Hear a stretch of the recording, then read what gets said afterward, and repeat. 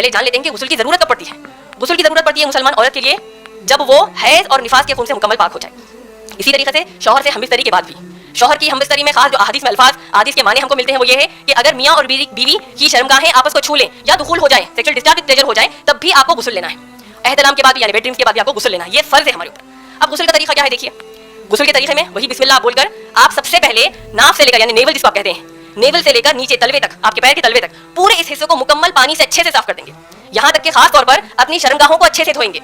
ये देख लेंगे कि कहीं निफास या हैज का कुछ खून के कुछ असरात बाकी ना रहे या मनी कहीं भी ना रहे, तो इसको आप अच्छे से साफ कर लें।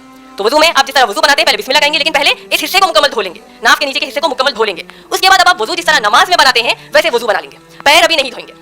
सही बुखारी का हदीस पढ़ेंगे तो क्या पता चलता है, गुस्ल जब अल्लाह के रसूल मोहम्मद सल्लल्लाहु अलैहि वसल्लम लेते तो अपने इस हिस्से को मुकम्मल धोने के बाद हमको हुक्म दिया कि आप वजू बनाना मुकम्मल शुरू कर दीजिए और फिर मसा अल्लाह के रसूल मोहम्मद सल्लल्लाहु अलैहि वसल्लम 3 मरतबा अपने सर के बालों में जड़ों में पानी को मलते और उसके बाद फिर सीधी जानिब बालों पर 3 मरतबा पानी डालते, बाईं जानिब बालों पर 3 मरतबा पानी डालते। इसी तरीके से जिस्म पर मोंढे से यानी शोल्डर से सीधी जानिब 3 मरतबा पानी डालते कि 3 मरतबा right side of the body यानी सीधे हाथ का पूरा जिस्म मुकम्मल भीग जाए, फिर बाईं तरफ 3 मरतबा आपको डालना है। फिर उस जगह से हटकर अल्लाह के रसूल मोहम्मद सल्लल्लाहु अलैहि वसल्लम ने हुक्म दिया कि 3 मरतबा दायां पैर और फिर बायां पैर, जैसा वजू में धोते हैं उसको धो लें। तो ये गुस्ल हो गया। तो गुस्ल की अहमियत मैंने बता दी कि कब गुस्ल करना है और गुस्ल क्या है, माशाल्लाह ये पता चल गया। लेकिन आप सबसे ये भी मैं नसीहत या गुजारिश ये भी करूंगी जो आपको मुझे हम सबको इंशाल्लाह फॉलो करना है, वो ये है कि अगरचे हमको कई बार गुस्ल की जरूरत ना भी पड़े, वजू करने की भी जरूरत हो सकता है हमको कई बार ना पड़े, नमाजों के औकात के अलावा भी अगर बैतुल खला जाते हैं, अपने आप को तहारत की पहली शक्ल से मुकम्मल साफ कर लेते हैं, तब भी अगर आप वजू बना लेंगे तो अल्लाह के रसूल मोहम्मद सल्लल्लाहु अलैहि वसल्लम ने क्या फरमाया, जितने आज़ा आपके वजू में भीगते हैं उनके गुनाह माफ हो जाएंगे।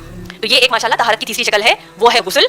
पहली शक्ल है आम तहारत यानी पेशाब पाखाना के बाद जो आपको सफाई करनी है, दूसरा है नमाज के लिए जो है जो आपको वजू बनाना है, तीसरा है बड़ी तहारत जिसको गुस्ल कहते हैं।